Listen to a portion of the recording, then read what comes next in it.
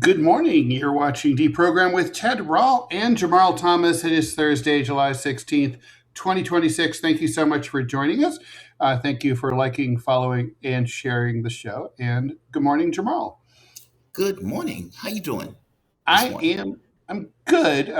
Dealing with the very weird light of the haze. Do you have that in DC? We're having Canadian wildfire haze up here, and it's sort of like that weird filtered like movie set light that you get like during a solar eclipse. I Yeah, mean, it's not ugly, but it's strange. yeah. Well, I'm in Richmond, Hmm. Oh, right. I but always forget about that. it's okay. Well, I lived in DC for the what 5 years, give or Yeah. take. Maryland and DC. No, we don't have it here, so you can see it. You can see the fire. I'm not fire, but you can see the results of the fire. Hmm. Okay. Well, I hope you don't get it because it is not good for people with respiratory conditions. But anyway, hopefully it'll all blow over. I guess this is becoming a new normal thing. It's not quite Blade Runner 2047 yet, like it was in New York 3 years ago. But with the orange skies. But that can happen anytime. Um, Exactly. Okay, so lots to talk about. We'll do the housekeeper keeping thing with Robbie and what we're going to ask everyone to do on his Putinbot gaming page over on Rumble. We'll do that a little later when there's more people have signed on, so everyone hears it and people don't have to hear it multiple times. But I thought okay, so. Basically, Trump's talking tonight. I should point out that one of the most famous political cartoonists in the country, Pat Oliphant, has died. Also, China, I thought you would be interested in this, JT, has now wildly surpassed the United States on the list of the countries that are viewed most favorably around the world by this giant poll that the Pew Research Center does every year. And last and probably least, um, Pete Hegseth, Secretary of War or Secretary of Defense, depending, is going to screen all American warfighters, as he calls them. I thought soldiers and airmen and Marines was good enough, but apparently not. Anyway, he's going to screen all soldiers for low T to make sure that they're man enough to have, as he puts it, keeping them on the leading edge of lethality. So, yeah, there's a lot. Can we get rid of this Pete Hegseth thing first? Because it is so funny. Yeah, this is humiliating. Like imagine you join the U.S. military for hashtag reasons, right? Mhm. Maybe you needed money. Maybe you Sure. got a hard on for murdering people abroad. Who knows? Whatever. Also, sure. Yeah. Right. And they said, okay, sir, soldier, we need to take labs to make sure that your testosterone is up to the killing level that we require. Okay. And then what are you going to do? Do like treatments of testosterone therapy where you're giving people shots? Because testosterone is not a pill. You can't take it as a pill. You have to take it as a shot. It needs to be injected into you, or you can rub it on your testicles. Meaning you can't, and then other people can't touch you, like other women can't touch that area because they, like, Right. Yeah. They'll get it. Right. Yeah. are you really doing that to your men? And Like, now with meaning, Lindsey Graham gone, there's one less person to smear it on your testicles. yeah, it's just weird. I mean, so it's like, okay, so I have to come in for routine shots now, just because I wanted to be in the military, but my testosterone is not up to snuff for it. It There's a lot feels of issues. ridiculous. There's a lot of issues here, right? Like, first of all, I mean, I guess it's like they're not going to say, okay, so if we find out that you're not manly man and you're You're not not man manly enough. enough, you're not manly enough to be psychotic. By the way, too much testosterone makes you fucking psychopathic. And, I mean, we do. So there's so much to unravel here. I mean, or unspool, right? I mean, there's the fact that the military can do this once you sign your contract with them. They can inject you with anything they want. Ask the Yeah, Tuskegee Airmen, right? I mean, the Tuskegee experiment, not the Tuskegee Airmen. And I mean, you can. There's also the fact that low testosterone is actually a problem in American society and globally. Testosterone has been dropping off a cliff. over on TMI. Manila and I interviewed an expert on this recently. You can go check it out if you're interested. But it was fascinating. Basically, most guys are much less testosterone than they used to be. I mean, I probably don't have as high testosterone as I would have 100 years ago, which is why at the age of 62, I still have a lot of hair, right? Like you tend to lose your hair more if you have more testosterone. Um, so there's a lot here, but I mean, to me, and so it's kind of like sometimes the right and the Trumpies, they focus on something that's legit. Like, there's an environmental issue with low testosterone, and it has implications to society. It adds to the low fertility rate, for example. Um, but then what they do is they it goes on some weird curve where it focuses on something that's not really important, right? Like whether you're a good soldier or sailor has very little to do with how much testosterone you have in your bloodstream, right? Right. I mean, and yet it is a reflection of massive environmental degradation and the fact that we're all being poisoned. This is a Maha issue, not a MAGA issue, and like this is like where RFK should be stepping in to talk about things like this. But it's not. So it's just sort of everything goes sideways with this administration. Um, It's it's not pertinent to being a soldier. no, Like that's what makes this so weird. So if I'm fighting, if I'm in a fighter jet, what does my testosterone have to do with whether or not I hit the target in the fighter jet? I'm a nada. guy in a job at that point. The job is killing, but it's not. I'm not in the jet, hopped up, roided out, trying to do Right, right. like I you're mean, doing a job. Like, hey, go and fire multiple missiles at this target. Okay, what does your testosterone have to do with that? nothing. Right. I One mean, thing. so yeah. I mean, if this were simply an issue of trying to just sort of as across the board, we want all American soldiers to be members of the military to be as healthy as possible, and that part of male health is to have appropriate testosterone levels. Then I would say that's great if that's something that they're interested in doing. But this seems to be more like they're little boys, right? Like Pete Hegseth is a child, and he's like, his rhetoric is all about like maximum lethality. Like, listen to yourself, okay? I mean, this is not. I don't think you understand your own job. I don't think you understand what the military is or should be or what it's supposed to do, whether it's serving the civilian regime or whether it's building empire or whatever. I just don't think. I mean, I think you're a fool. He is a fool. I mean, look, even if you're talking about mercs, right? Or special forces. Okay, but those guys are already the peak of, Chadness, right? They're already peak Chads. You know, Yeah, these are guys with thick necks and right. they're like, yeah, let's go ahead and shoot people in the face and all that. Meaning, why do I need to test that guy testosterone? He is obviously already in that mindset of peak Chadness. Like, I hope you get my point. Like, that guy is already putting himself through some of the most insane physical trials and trauma in order to be part of the Special Forces organization. At the end of that, let's say he passes all of the tests, and the tests are insane, like the things that they do to the people when they want to be in Special Forces. Can you imagine the process of the guy getting the Special Forces position, and then Hegseth comes along and says, "Hey, we need to test your testosterone to make sure that you're up to snuff." What if Yeah, it's low? What if it's low?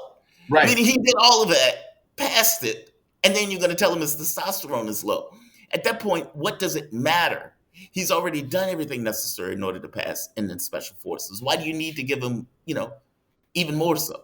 It I is, don't know. yeah, it is demoralizing. It's kind of like when you at a company when you've been hired, and then like later there's new management or there's your company is bought, and then you have to re-interview for the job you've already been doing. Yes. Well, this is even a weirder re-interview because it's biology. Right. Like I'm testing your biology to see whether or not you're up to some snuff that we want you to be up to. That and honesty has nothing to do with you doing the job. It's Well, that point. it's a little bit Biology doesn't eugenic. matter. Isn't it a little bit eugenicsy too? I mean, it reminds me I of was like thinking that the too. Nazis and phrenology and using calipers to try to figure out if people are racially superior based on the ratio of their Yeah, I was thinking forehead that to their this or that. And I mean, it's a little bit like you're trying to figure things, you're trying to quantify and rationalize something that can't really be measured, which is, is someone effective, and not just in combat, right? Because only a minority of soldiers are ever going to see or be trained for combat anyway. Do you know what I think this is? Honestly, I think, and I could be completely wrong here, but I think that what this is, and to your point, JT, biology doesn't matter because under the previous president, we had men cosplaying as women or women cosplaying as men, and you were told that you have to ignore biology and accept whatever the hell it is that's in their mind. This is blowback from that. So this is that pendulum going the other way. So before we had girly men, dudes in dresses and stuff in the military, and now you got old Petey out there saying we are going to be the most lethal fighting force with real men. That's what this is. This has nothing to do with being aggressive in combat. This has to push back against the woke trans So you're stuff. saying the tarred pendulum has just swung to the other side? Of course. I The mean, thing is, that's how we do Yeah. things in this country. Yeah. a Now you're trans man, like meaning a man who is trans as a woman with the testosterone that's through the roof. Like true. real, True. right? Because it's still a man. It's like to your point, just because they're like, it's like I'm a woman and they have a full beard and all of this other stuff. Their testosterone may be through the roof. Like I guess I don't know, man. It feels soft eugenicsy. Fair Yeah. enough. I wouldn't take issue with it if it was men have low sperm counts, men have low testosterone. This is a That's all medical true. issue. We Yeah. need to do something about it as a country, and we're going to be looking into this. Okay, that I get, Hmm. right? Or childhood illness, that I get. Sure. This, I don't see how it applies. Now I just it's don't. I it's mean, kind of look, it's kind of gay in both meanings of the word. listen, Boothby, if we build 100,000 man military in order to invade somewhere, Mm. but when do we do that? Like, when are we really talking about having a large ground war where we need our men to be so keyed up? Well, And, yeah, like I'm glad you brought that up because there's a comment here from Golden Talon that is definitely worth discussing here. Testosterone levels are relevant in combat because a man's capability for aggression is proportionate to his testosterone level. I I mean, get that. if combat, yeah, but combat is not what combat used to be. I mean, Right. right? I mean, it's not hand to hand. It's not trench warfare. It's drones. It's a lot of it's remote. Most of it's remote. It's by air. I mean, we're currently at war against Iran. There's no ground troops. I mean, you're like you said, JT. I mean, pilot doesn't matter. I don't think your It's like pilot needs to running be guy. aggressive. I mean, we're seeing all the mass shootings by ICE goons who are mostly ex-military, right? They're all roided up.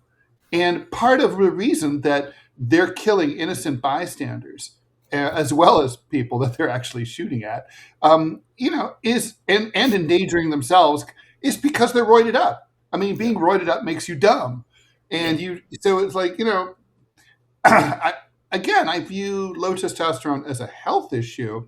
I just don't see it as a maximum lethality issue. It's like video. It's like a video. This is what happens when the Secretary of Defense is a former Fox News weekend host, who plays a lot of video games. And he's in makeup.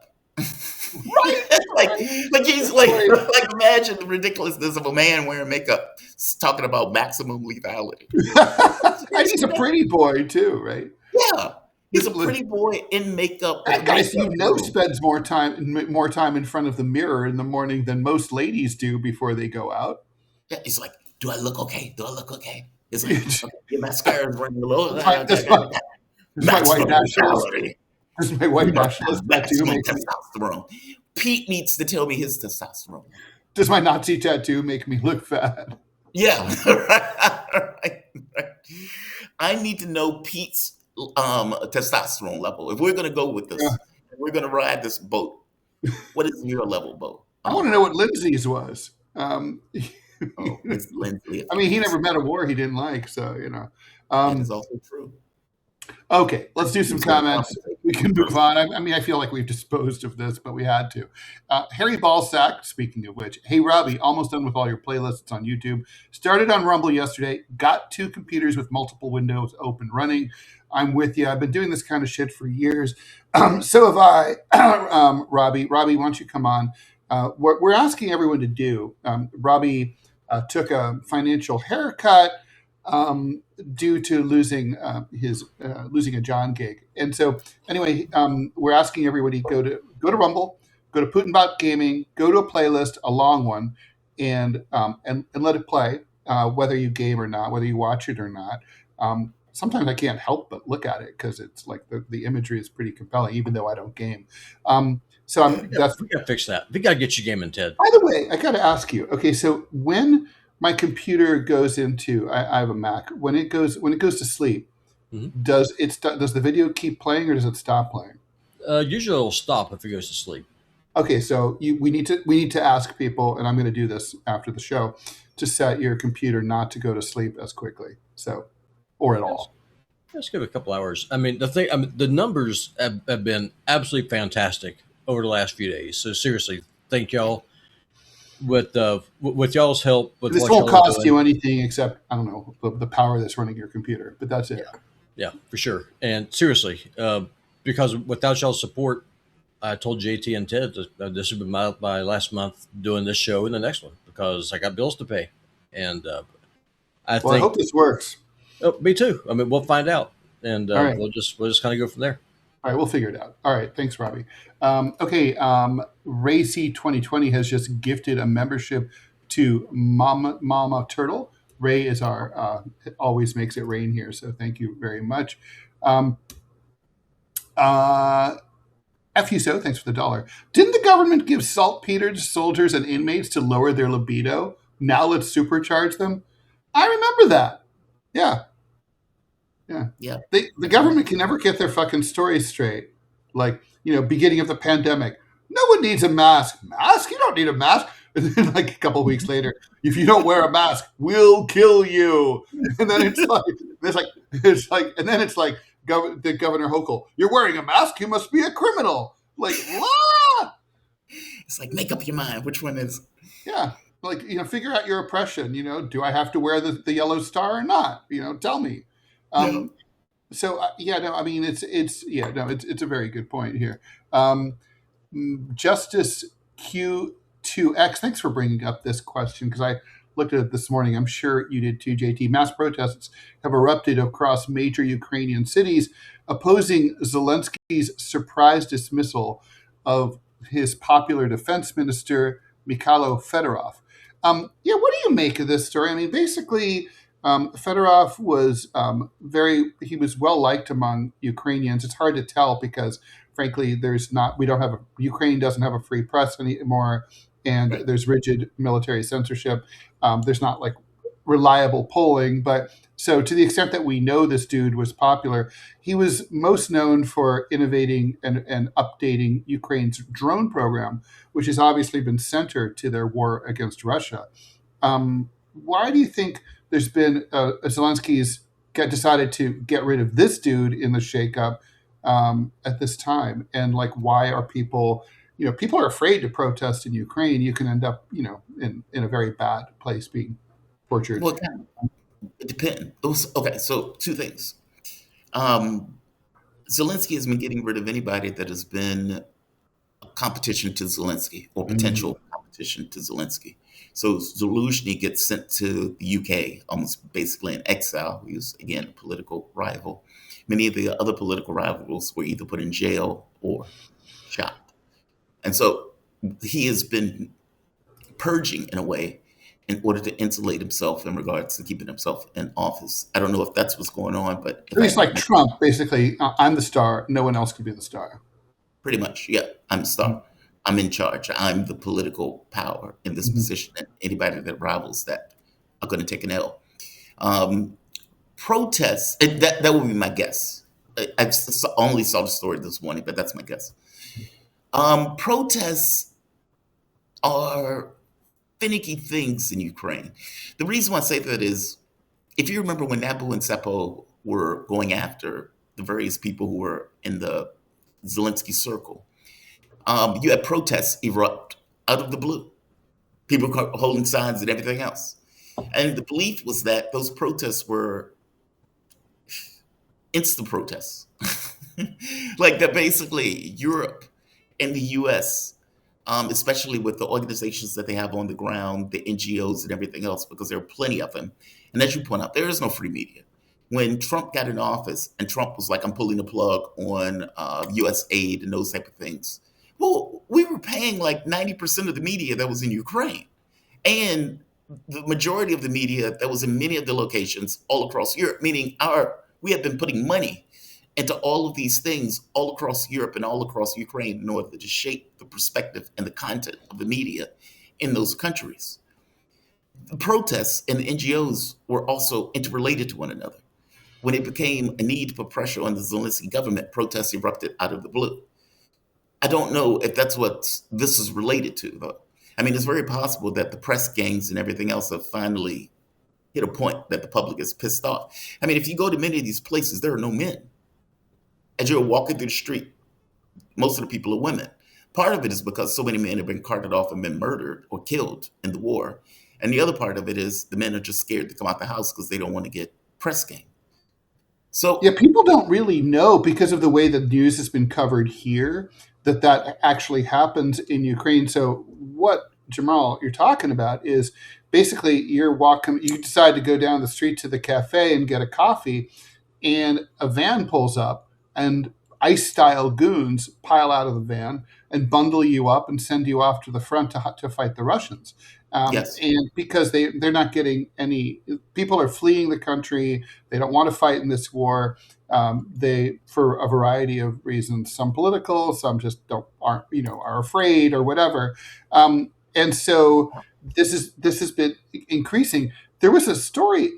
I guess this was early this week, maybe late last week, where increasingly the guys who drive these vans and the goons inside them are being attacked by crowds and good, beaten, sometimes almost to death. good. And the Ukrainians are going after them. The way that it was covered, though, and I think this is serious journalistic malpractice here in the United States, has been to call there have been attacks on military recruiters, they call them. Now, um, Gangs. if a guy bundles me up into a van and takes me to God knows what, that person is not I don't know, it's not an Uber recruiter taking me on a little trip that I hadn't planned, but I might really enjoy. That person is a kidnapper. Okay. I mean, these people are lunatics. Like And they're like, like beating people, they're snatching people. Like people were walking their dogs and they're like snatching them and throwing them in the vans. yeah, Like just yeah, out the like imagine Domino's Pizza delivering a pizza, and as you walk out to get your pizza, a bunch of goons come and snatch the pizza guy and throw him into a right. van. Like it's Well, not it's it's stuff a like that. military recruiter. I thought a Yeah, military recruiter was someone who sat at a desk in a strip mall and lied to you about all the great things the U.S. military could do for you. I didn't know it was someone who snatched you off the street. I mean, I can't believe that that's how they're it's a purse gang. That's what it is. that's what Um, it is. and, It's and so, insane. yeah, These so people are lunatics. along the same lines, also from the same poster, Justice Q2X, French nationalist and anti EU groups have organized protests in Paris to oppose France's military support for Ukraine. Most recently, on July 14th, thousands of demonstrators marched to protest. So, yeah, I mean, we're getting really mixed messaging about the Russo-Ukrainian conflict. I mean, by some accounts, we're hearing that Russia's getting their ass kicked, or other accounts we're hearing that the tide that Ukraine had been losing, but now the tide is starting to turn in their favor, and they're starting to recapture territory captured from Russia. Others have been like, no, the Russian advance continues. I mean, the truth has been remarkably hard to come by for American audiences. The truth is that Russia's biggest problem right now is Vladimir Putin not being aggressive and putting this war to bed. That's the problem. Putin needs to go back to bed, let his generals fight the war. That's what they're there for, and end this thing once and for all. I don't know what Putin's doing, but he needs to extract his thumb, go take a nap, do whatever he's old now. It's time for him to let the big boys with high testosterone get out there and get the job done. I'm pretty sure he has. Well, I mean, you do lose testosterone once you turn 60, but he probably had a lot to begin with. He's playing this way too safe. He's playing this way too. Ted, you're a history guy. Putin is kind of like the George McClellan of the Ukraine war. Oh Jesus! He needs to have reference. He needs to have Robert E. Lee or Ulysses S. Grant just to go out there and start busting heads, breaking windows, and put this thing to bed. I do not understand this whole. We took 1/4 of a mile. We are advancing. Meanwhile, downtown Moscow is getting blasted by drones. It's like, dude, what the hell? What are you doing? You're a superpower. Pretend like, just act like it. It's okay. Should they bomb a German factory that are making those drones? Oh, hell yeah. 100%. And what happens after they do that? Then the United States, that's Russia gets to test the bluff, right? Will the United States trade New York City for Frankfurt? The answer is no. Well, wait a minute. There's steps in between them. Sure. What happens immediately after that German factory is bombed? The Germans are going to shit a brick. That's what's going to happen. They're going to invoke Article 5. They're immediately going to scream Article 5. They're going to scream Article 5. And they'll say, an attack on one is an attack on all. We request an emergency meeting of NATO to treat this, to respond to this unprovoked Russian act of aggression on German soil. Well, I'm just saying what they're going to say. Of course, that's what they're going to say, but it's not unprovoked. I mean, the fact is wait a minute. Europe is going to talk about it as if it's unprovoked, and the U.S. will also talk about it as if it's unprovoked because the U.S. is a party to the war already. Correct. But then, though, the question has to become, and this is what's going to test the viability of NATO. True. Is the United States willing to? How far will the U.S. go for its little proxy project against Ukraine?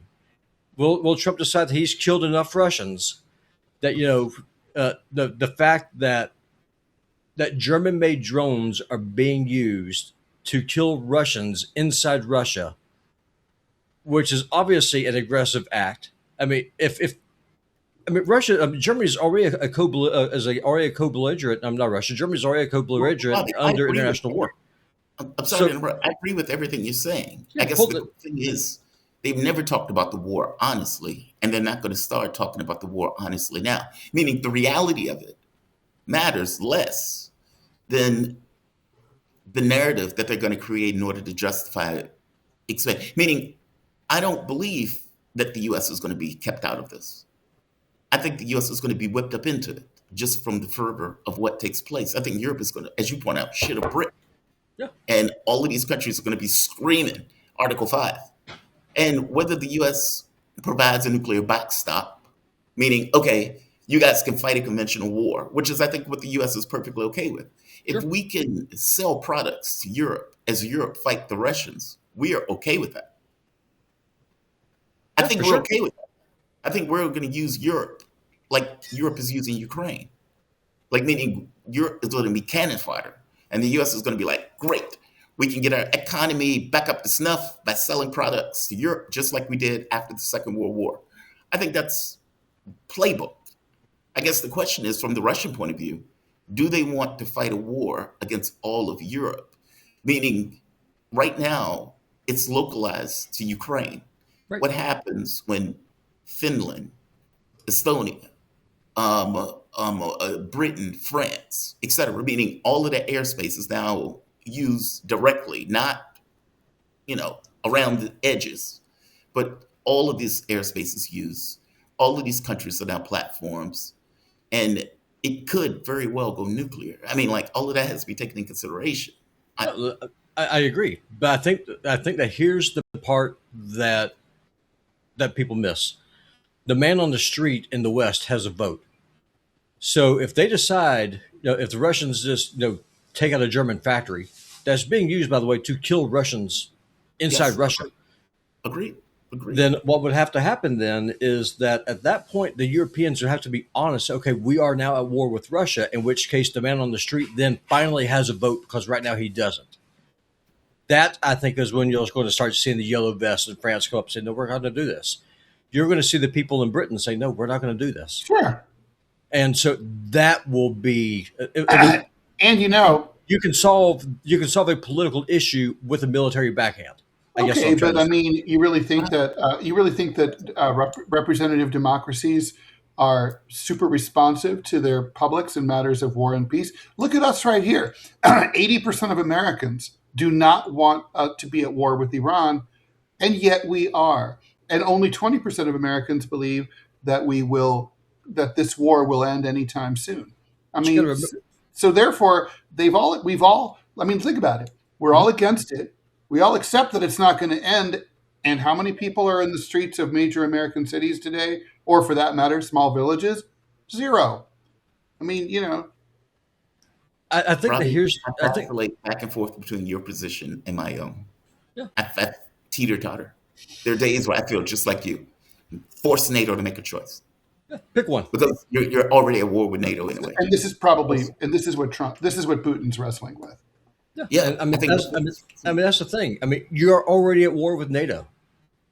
And you keep taking body blows and you never respond. You never, and the thing, you don't have to attack the Germans. What you could do is every railway, every train station or mile of rail from the Polish border into Western Ukraine, erase it. Take them off. That's the way. That's what he should do. Basically, 100%. And Ukraine off from the rest of the world. For all intents and purposes, Ukraine is in another dimension. For sure. And as far as Ted goes about your question about the United States, you got to remember most Americans are only concerned about what's going on the side of our borders, and even then, that's only marginally. We're on another planet. We may as well be on Mars as far as the average American's touched by this war in Ukraine. Whereas if you're in Czechia, it's a lot closer to home. Yeah, that's all true. There's people with living memory about what happened the last time that people got uppity. And so this is what I'm saying is that Putin needs to go take a nap. He needs to go to bed. He's his generals do the job, finish this thing, and turn Western Ukraine into a parking lot, and then just let the Yukis know in no uncertain terms, if you do not stop, we will show you what the Russian army can do. We're going to take all of Ukraine east of the Dnieper River. We're going to take Odessa. We're going to take Ukraine or Kiev because that's the birthplace of Russian civilization. And the discussion is not going to be how long is this going to be before it ends. The discussion is going to be is how big of a country you're going to have when this is done and what's it going to look like. Those are two very different conversations. And for whatever reason, Putin is afraid to have that conversation. Okay, so this is a breaking news story. It's very strange. Okay, Trump fired U.S. Attorney Roger Rogoff less than an hour after he was appointed as the top federal prosecutor for the Western District of Washington State. He was sworn in right before 8 a.m. Pacific time in downtown Seattle, but he then received an email from Trump saying that he'd been terminated while he was waiting in the lobby of the office that he was supposed to move into. It's like you got fired on your day off. What? So, Acting Attorney General Todd Blanche said this was okay. Said that he had that the group of judges in Washington abandoned the time-honored process of consultation with the administration so that the selected U.S. attorney is qualified to serve in the administration. So this is just like a very very, very. I mean, I don't know. It's just it's so erratic. And then meanwhile, another strange story. I think we should talk about this a little bit. Marco Rubio, Secretary of State, is convening a meeting today that will gather diplomats from dozens of countries to combat far left political terrorism. They're That, trying to destroy that should Brazil be and a Cuba. short meeting. They're trying to destroy Brazil and Cuba. That's what that's about. Well, I don't know if that's what that meeting is about, but that's what they're trying to do. Yeah, yeah, I yeah. mean, they've already blockaded Cuba. There's talk about a ground invasion into Cuba. I think it was Wall Street Journal was talking about that. Well, it was either Cuba or Iran, but there was other talk about invading Cuba. They've put a 25% tariff on Brazil with the idea of destroying the economy, in which case there's a better chance for Bolsonaro Jr. To get into office, or a far right candidate to get into office in Brazil. If you've noticed, South America has turned, the pink tide is gone at this point. Yeah, yeah, These are right governments. yeah. Brazil, No doubt. last man standing.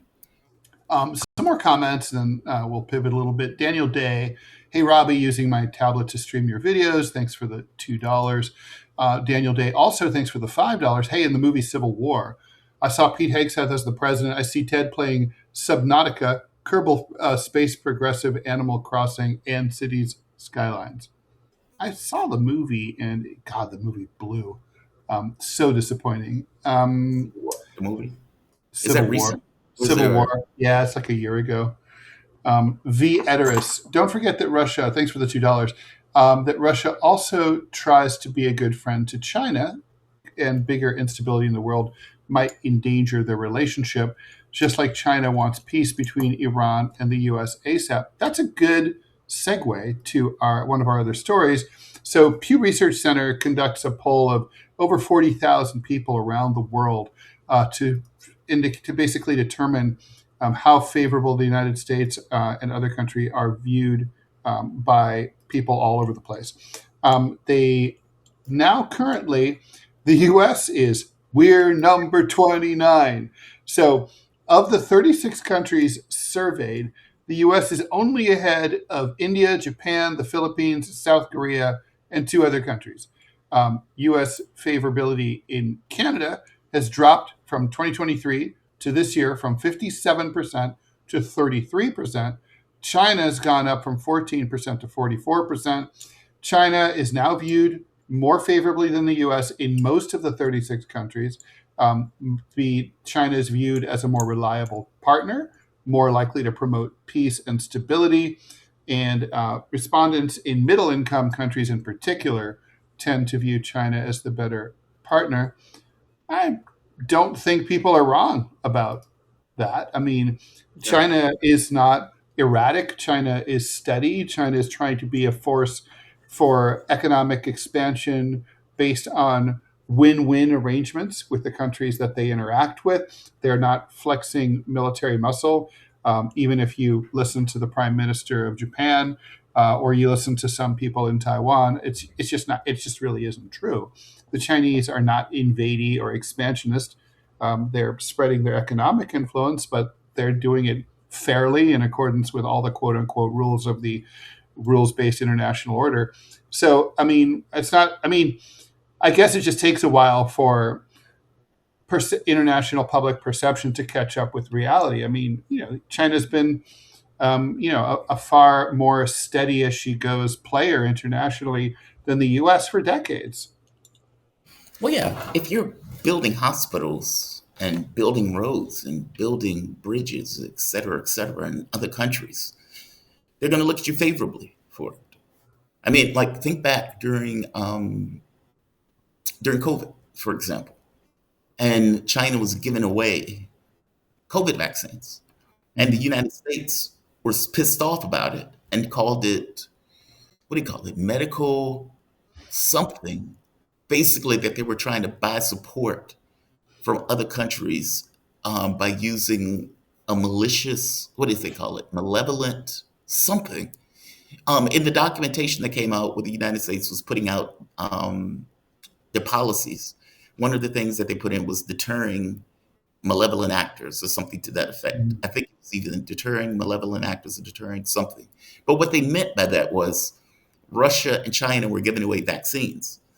And that in Brazil, as they were trying to give away the vaccines, that Bolsonaro at the time turned those vaccines away because the US pressured him to do so. Now, Brazil had what, 600,000 people dead or something like that from COVID? It was like second highest. Mhm. And so the idea that you put that in as a success gets across US government. I'm saying that to say that if your government is looking at the world through that lens, then the rest of the world is not wrong in looking at it through a lens that it is functionally insane. Whereas China, to your point, has used peace as a weapon. It's like it's in their personal, vested, societal interests for there to be peace. And so Mhm. that's what they right? Yeah. But they're doing so not because they're just living life. They're doing so because it's in their economic and strategic interests. Whereas for the They've thought U.S., about it. They've strategized about it. They set a plan years ago, and they're just following it through. yeah, for the U.S., chaos is the ladder. I still think the truth is that for the U.S., the Chinese model would be far more effective, but that's not the one we've adopted. Can't compete. They've decided somewhere along the way that we can't compete. Chaos is a ladder. Chaos Yeah, I is a think ladder. you're wrong, but You think we can compete with China? oh, 100%. But I mean, I think I think we're just, I think it's lazy. We just think this is easier. It's easier to break things than to build things. Yeah, but that's assuming that breaking things gets you what you want. I mean, Littlefinger got killed at the end of Game of Thrones. Hmm. Just saying. Breaking Chaos. things does not always it does not always get you what you want. Not in the Yep. long run. Um, Not in the okay. long run. Especially when countries are looking at you like you're out of your mind. You've gone functionally insane. It's almost like a level of desperation has hit the United States. That's what it comes across as. Even selecting Trump feels desperate. It feels like the end of a country. Like a country is like we're falling behind. We're falling behind education. Flailing. Yeah, we're failing in some way. And the guy who says, "Hey, I can make America great again. I can make you awesome again. We are fantastic. Don't believe what the people are saying about us, et cetera, et cetera." We chose that guy. Basically, And we we don't want have to. to change anything, right? We don't have to change our socioeconomic relationships internally. We don't have to do anything about infrastructure. We don't have to change our international relations. We don't have to change our approaches, even when faced with something as catastrophic as our relationship with Israel. We don't have to modify that. We Yeah. just keep on keeping on because we're a-okay. And then we start military campaigns. We take Venezuela. We take or tried to take Iraq. We attack Yemen. We continue what's taking place in the Middle East. Like it feels like a level of desperation. Yeah, So yeah, so no, I now those agreed. countries are wrong. Desperate drowning men are very dangerous. True, true. As you learn when you train to be a lifeguard. Yeah. Um, Thank you very much for the $10 donation from Osiris. What's up, Ted and Jamarl? John went back to the table. CAA ain't fooling nobody. Still hope you can get Yanis Varoufakis, Jeffrey Verify Sachs, and Ahmed this is Apollo fantastic. as guests. Love the In show. fact, all those people are good. Sax is amazing. Okay. Let's see. GovMan43. What are you talking about, Ted? Their claim to the entire South China Sea is objectively illegal. China's. How is it objectively illegal? They're building lily pad bases. That's why do they think it's illegal?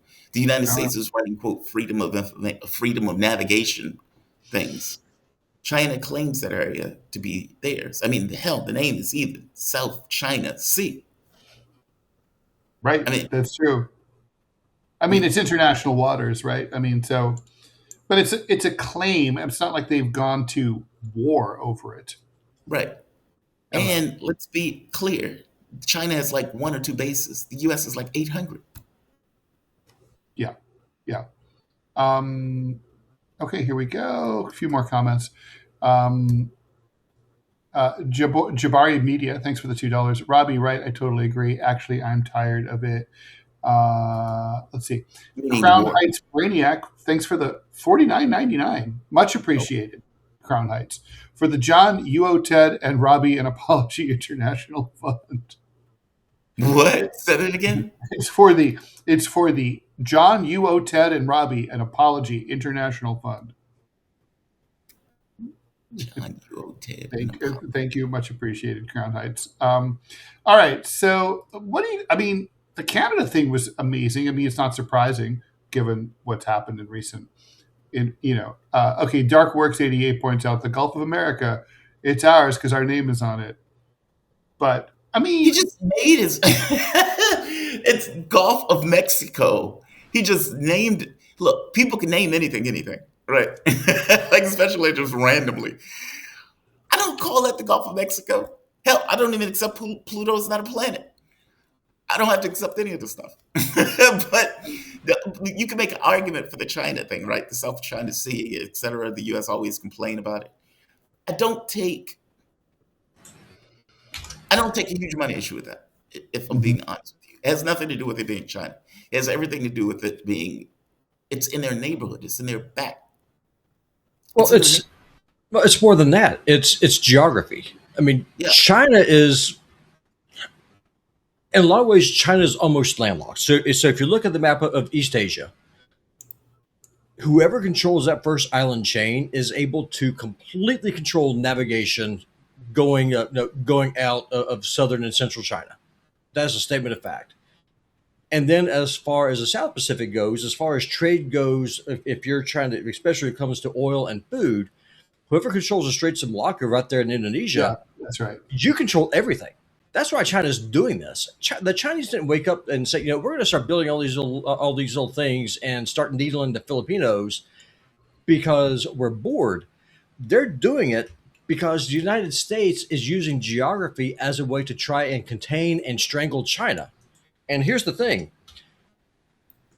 Russia is self-sufficient because it has the resources to continue going despite the sanctions. That's not China's situation. They have a huge population, not enough food to feed those people. Xi Jinping's biggest problem is how is he going to feed 1.4 billion people every single day? And without oil, he cannot do that. That means his head goes up on a spike.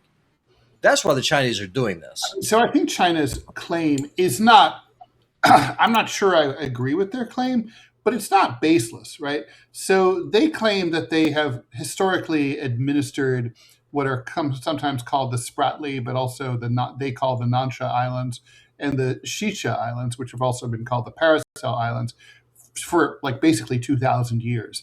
And they say if that's the case, that gives you navigation rights to all the surrounding seas under international law. And that's kind of the basis of their claim, right? So they have suffered a ruling 10 years ago.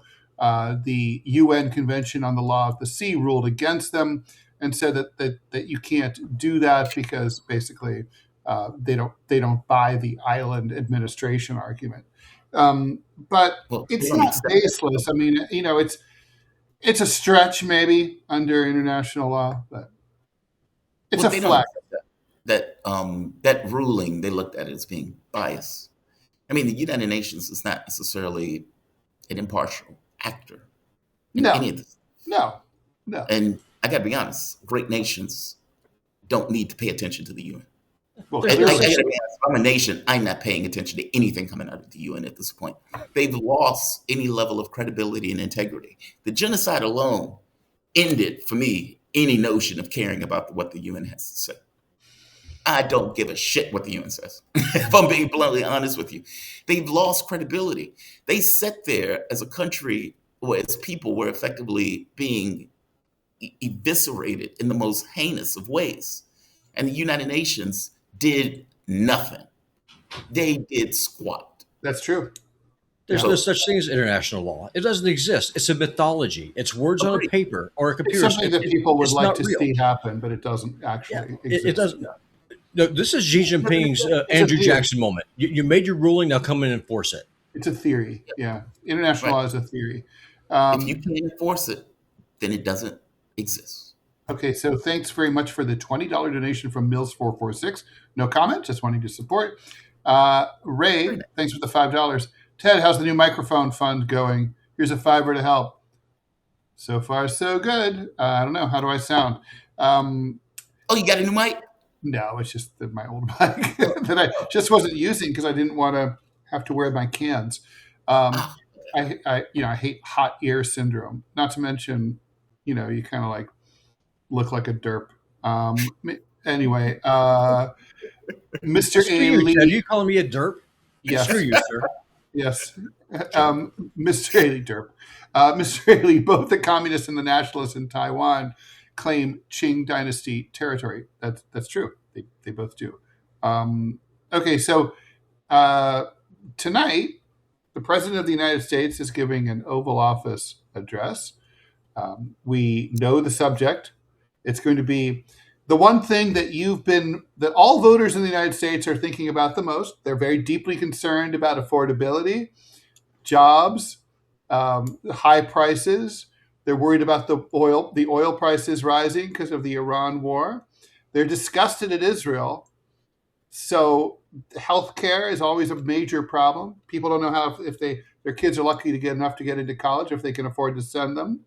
Right. So the president is going to be talking about how the election in 2020 was stolen from him by Joe Biden and the Democrats, and he's going to push for the passage of this bill that's going to require American voters to show proof that they are U.S. citizens when they present themselves at the polls.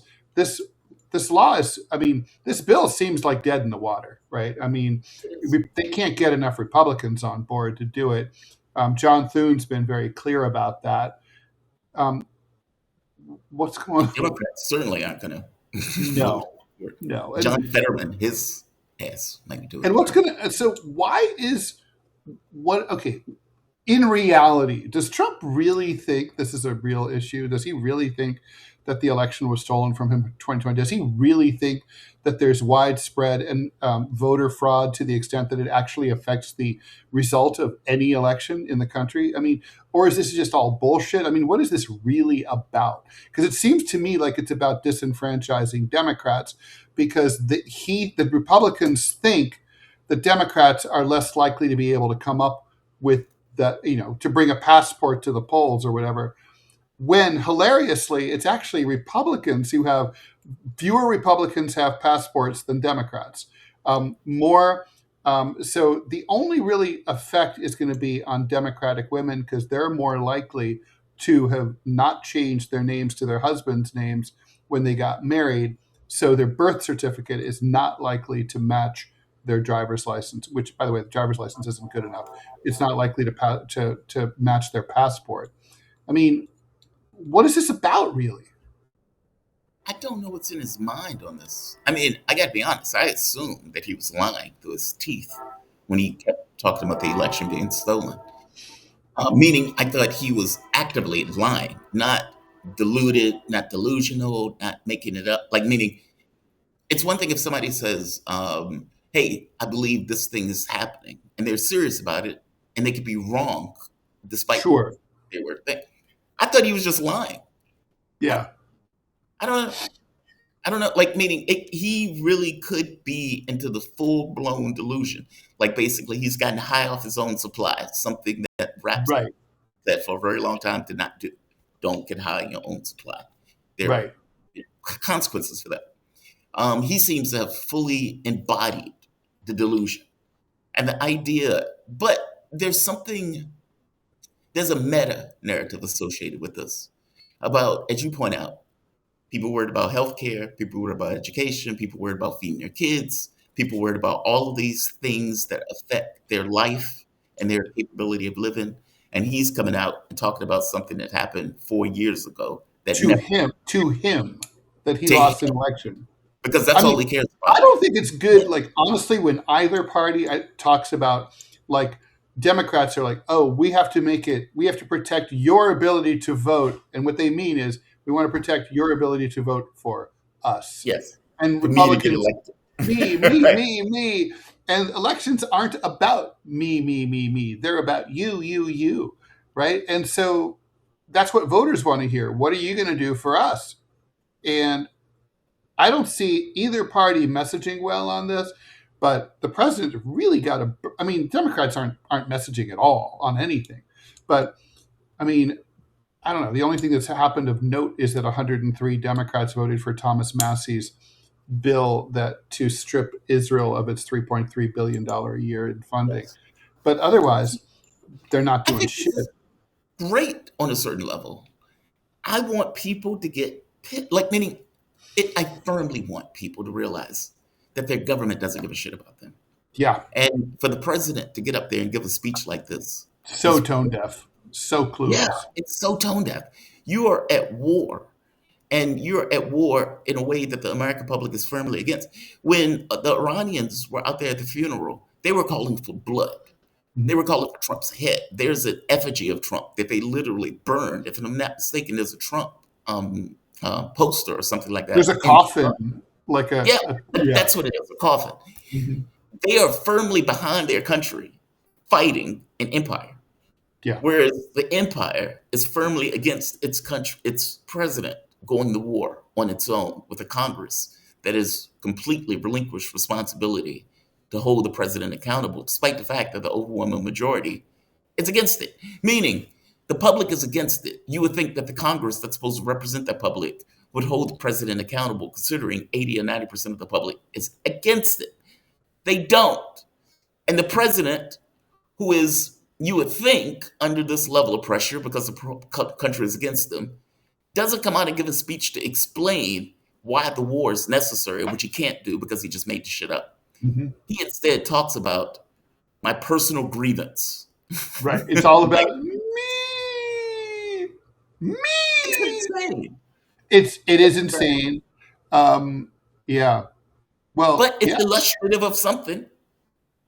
Yeah. Well, it's definitely, look, it's exactly what you said, Jamarl, right? It's like, I mean, I kind of love it because, I mean, I would love the American people to truly understand that neither the Democrats nor the Republicans care about them at all.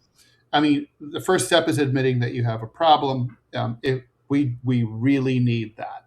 And so, I mean, this is another brick in the wall, right? To quote Pink Floyd. Hopefully, you know, I mean, I don't know. By the way, I would be, you know, I don't know about you. I know a lot of journalists who are saying, like, you know, these days when the president gives a speech, they don't even bother to tune in. They're like, yeah, it used to be like a duty. It's like, I'll check the highlights tomorrow.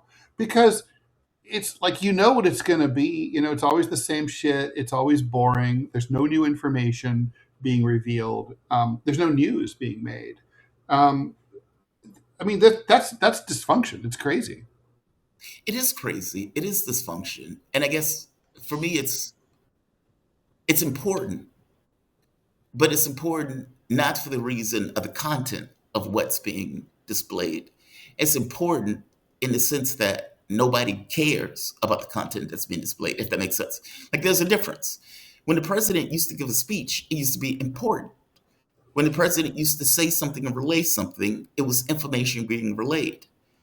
That's not really where we are now. Usually the president gets up there and just lies. And that's it. And it's the same old lies.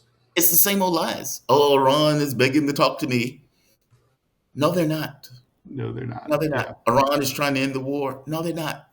Oh, the war is about to be ended. Okay, you said that 40 times. Yeah. Like, at a certain point, people check out. Yeah. And it's the lack of news, the lack of content, the lack of credibility. Those are the things that are interesting, but they're interesting in a disastrous way. I don't want to add anything to that because it's perfect. We're at the end of today's show. Stay tuned for TMI. We'll be back tomorrow at 9 a.m. Thanks, JT. See you tomorrow. Have a good one, guys.